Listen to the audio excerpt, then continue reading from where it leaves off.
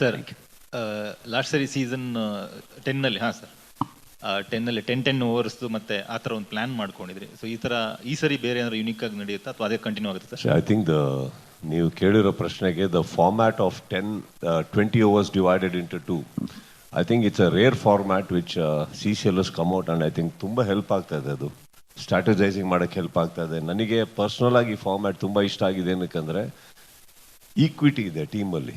ಹೇಗೆ ಅಂತ ಹೇಳ್ತೀನಿ ಕೇಳಿ. ಸೊ 10 overs ಡಿವೈಡ್ ಮಾಡೋದ್ರಿಂದ ಏನಾಗುತ್ತೆ, ಓಕೆ ರೆಸ್ಟ್ ಸಿಗುತ್ತೆ ಅಂತನಾ? ನೋ. ಇಲ್ಲಿ ನಾರ್ಮಲ್ ಆಗಿ ಒಂದು ಟೀಮ್ ಮಾಡ್ತೀವಿ. ಓಕೆ, ನೀವು ಇಲ್ಲಿ ಬಂದಿದ್ದೀರಾ ಅನ್ಕೊಳ್ಳೋಣ. ಈಗ ಫಾರ್ ಎಕ್ಸಾಂಪಲ್ ಒಂದು ಇಂಡಿಯನ್ ಟೀಮ್ ನೋಡಕ್ಕೆ ಬಂದಿದ್ದೀರಾ. ನಿಮ್ದೊಂದು ಯಾವುದೋ ಫೇವ್ರೆಟ್ ಪ್ಲೇಯರ್ಸ್ ಇರ್ತಾರೆ. ಅದರಲ್ಲಿ ಒಂದು ಅವಕಾಶ ಸಿಗುತ್ತೆ, ಅವ್ರು ಔಟ್ ಆಗಿಬಿಟ್ರೆ ಮತ್ತು ನೆಕ್ಸ್ಟ್ ಮ್ಯಾಚ್ವರೆಗೂ ಕಾಯಬೇಕು ತಾವು. ಕರೆಕ್ಟ್. ಇಲ್ಲಿ 2 ಆಪರ್ಚುನಿಟಿ ಸಿಗುತ್ತೆ ನಿಮ್ಮ ಫೇವ್ರೆಟ್ ಆ್ಯಕ್ಟರು, ಹೀರೋ ಯಾರನ್ನಾರ ನೋಡೋದಕ್ಕೆ.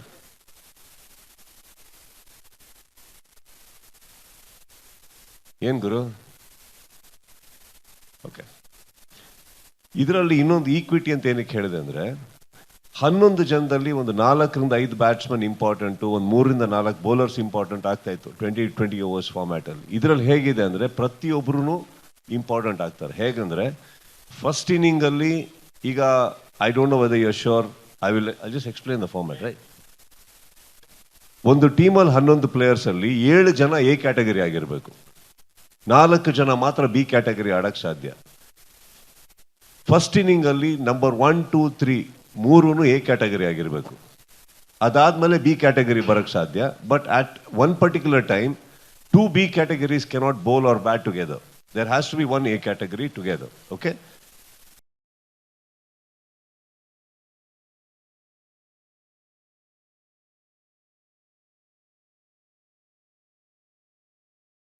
ಇನ್ನೊಂದು ಬ್ಯೂಟಿಫುಲ್ ಏನಂತಂದ್ರೆ ಫಸ್ಟ್ ಇನ್ನಿಂಗ್ ಅಲ್ಲಿ ಯಾರು 3 ಜನ ಓಪನಿಂಗ್ ಬರ್ತಾರೋ ಸೆಕೆಂಡ್ ಇನ್ನಿಂಗ್ ಅಲ್ಲಿ ಬರೋಂಗಿಲ್ಲ. ಅವರು ಸೆಕೆಂಡ್ ಇನ್ನಿಂಗ್ ಬೇರೆಯವ್ರು ಬರಬೇಕು. Same thing with the bowling also. ಯಾರು ಫಸ್ಟ್ 3 overs ಅಲ್ಲಿ ಬೌಲಿಂಗ್ ಹಾಕ್ತಾರೋ ಫಸ್ಟ್ 3 overs ಅದ ಸೆಕೆಂಡ್ ಇನ್ನಿಂಗ್ ಅಲ್ಲಿ ಬೌಲಿಂಗ್ ಮಾಡೋ ಹಾಗಿಲ್ಲ. ಸಪೋಸ್ ನಾನು ಹೇಳ್ತಾ ಇರೋದು 3 bowlers ನೀವು ಯೂಸ್ ಮಾಡ್ಕೊಂಡ್ಬಿಟ್ರೆ ಫಸ್ಟ್ ಇನ್ನಿಂಗ್ ಅಲ್ಲಿ, ಓಕೆ, ಸೊ ಅವಾಗ 3 over ಅಲ್ಲಿ 3 ಜನ ಬೌಲರ್ಸ್ ಲೆಕ್ಕ ಬರುತ್ತೆ. Correct.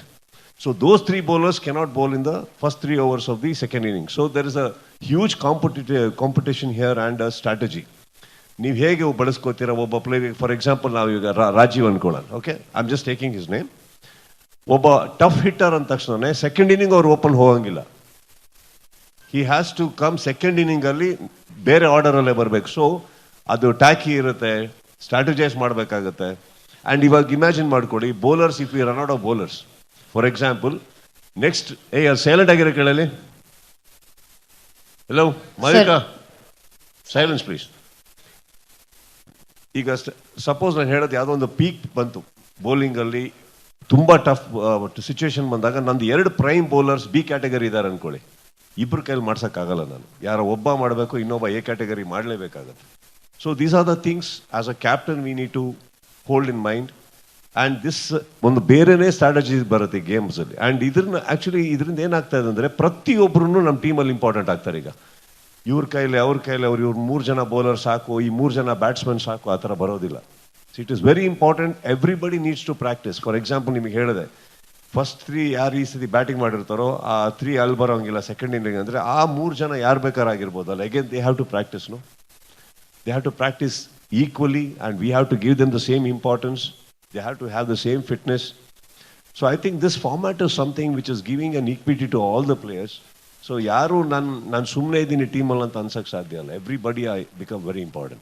So I think I really love this. And again, what more, you will bandre, you are getting to see your favorite actor once again in the second inning. Suppose he just fails, you are getting an opportunity again. So I think that's a very beautiful thing, no?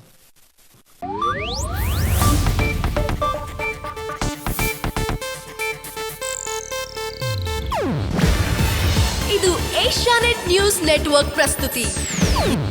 ನೀವು ನೋಡ್ತಿದ್ದೀರಾ Asianet ಸುವರ್ಣ news.